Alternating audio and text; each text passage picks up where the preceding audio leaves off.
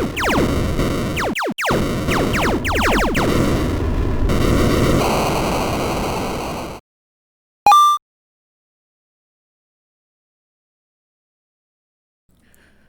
going on, everybody? Average Arcader here, and welcome to another map review. Today we're going to be reviewing Ruby Castle. Now, Ruby Castle is a basically spawn map. Spawn maps are specially designed maps, custom maps, for you to start a survival run on, or basically do a whole entire survival run on, especially with the size these ones are. Kind of like a base map, only much bigger. Base maps normally are designed for one person. It's your personal base that you live out of and work out of during a survival run. A spawn map are normally designed for multiple people. These maps are huge, with tons of stuff for you to do and see right at spawn, and to basically give you a real big kickstart when it comes to a survival run. This particular one, you will not be able to use everything it has for you by yourself. I mean, it's set up specifically for large groups of people. But let's get into the details about this map. So as I stated earlier, this is basically a gigantic base.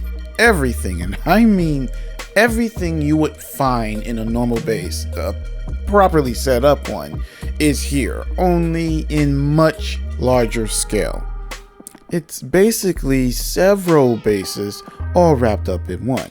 You have the castle, you have the village, which is made up of a town hall, a church, an inn, a tavern, a windmill, and a bunch of small farmhouses, and some decent sized small houses, all with living quarters in them. So technically everyone can take one as their own base, their own little homestead. There's a blacksmith, a fishing merchant, a market, you name it, it's in this town. And then in the surrounding area, there's other small houses, other small farmhouses, and what I choose as my personal base, I believe it's a wizard's tower. Now, as cool as the castle is, you're probably not going to use it as a main base. You're probably going to choose a main base that's on the lower level, either in the town, the surrounding houses, or the wizard tower like I did.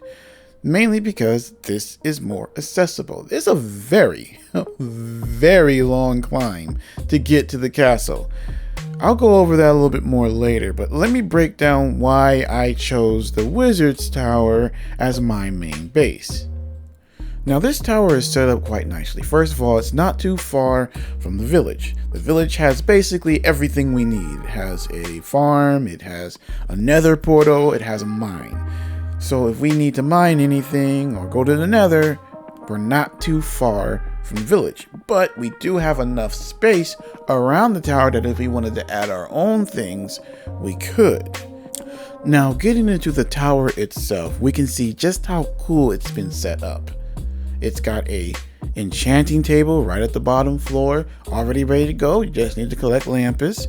If you climb up the ladder, you've got storage areas, you've got a bedroom, you've got a nether root farm already there, ready to go. So, I mean, it's basically already set up perfectly. There's only a few things I feel like you would need to add, but in truth, you don't need to add them because they're in the village.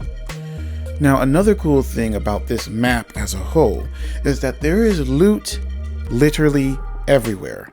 Every single house, every single building has a chest, has several chests, and there's not a single chest or barrel or container that doesn't have something in it. And we're talking everything. You've got diamonds, you've got diamond armor, you've got netherite stuff. Everything is in these houses, in these containers. So just going through and exploring all the different places that you can get to and all the different containers you can open, you'll get fully armored up with the latest of everything, even enchanted gear or enchanted books. So by the time you go through the village, the castle, and the surrounding area, you should be able to even fight the Ender Dragon. That's how much stuff is scattered throughout all this area. So definitely worth it just for the loot by itself. Now, let's go ahead and discuss the main attraction, the castle. Now, as I stated earlier, the climb up to the castle is a long one. We're talking really long. I think I timed it at a minute, and that's running full speed up. So in a survival run, a pure survival run, going up and down these stairs, it's just not realistic. That's what I meant by the castle isn't that well accessible. Because in a survival run, you're not going to be taking a minute to 2 minutes to go up and down the stairs. Granted, once you get an Electra, it will be easier to get down, but you would still need to climb back up every single time you wanted to go to the castle. So that's why I recommend finding one of the lower areas, making your base there instead of using the castle. But the castle itself is nice. It's set up quite nice. There's a barracks and then a main area where you have a stable and other things set up before you go into the actual big part of the castle. Now let's discuss the barracks first. Within the barracks, there's a very large size armory with all kinds of armor and weapon, both of steel, iron, and even diamond and netherite. So you're gonna be able to get some friends in here and you'll all have good gear. There's also a section that you use, basically a water elevator to get to, of nothing but beds and storage. So you guys will have your own place to sleep and store your stuff. Granted, again, that's if you feel like making the climb all the time to get here. Now, I love the design of the main castle. It's got a beautiful decorative design to it, and I like the fact that it's broken up into really nice sections. You have a lobby area, a throne room area, a bunch of storage, what I think is a giant vault, because there's a big door that's been opened, and you go in and there's literally a ton of chests that you can go through, all again having loot just like everything in this game. But I think the one downside about the castle that I have is that, one, a lot of mobs seem to spawn on the outside of it.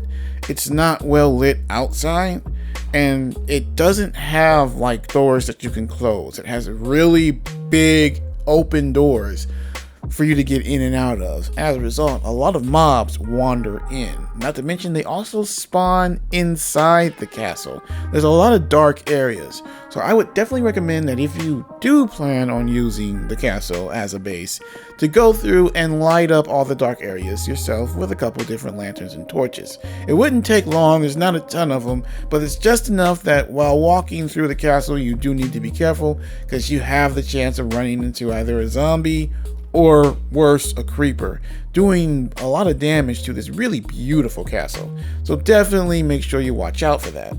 I didn't really run into this problem in the village. The village is kind of very well lit, and everything is kind of packed so tightly that the mobs tend to hang out on the outer rim, and every now and then you might get one that wanders in at night. But for the most part, it's not that bad. So all in all, if you enjoy these very large custom spawn maps, you are going to enjoy Ruby Castle. Builders Horizon did a really good, an excellent job putting this map together, and I highly recommend that you play through it, especially if you have a large group of friends that you like to play with and you all want to get together for a really fun and cool survival run. This one will definitely provide that for you. So definitely pick up Ruby Castle if you plan on doing a survival run with your friends soon. Well, that's going to end our video. Thank you so much for watching to the end if you made it here to the end. We have plenty more reviews coming up, and if you have any ideas or suggestions for us to cover any maps or other games, make sure you let us know in the comment sections down below, or look us up on Instagram and Twitter at AverageArcader, all lowercase, all one word. But if you don't want to do that, just make sure you leave a like, share, and subscribe. It helps the channel grow, and the more we grow, the more content we can provide for you guys. Alright then, Average Arcader out.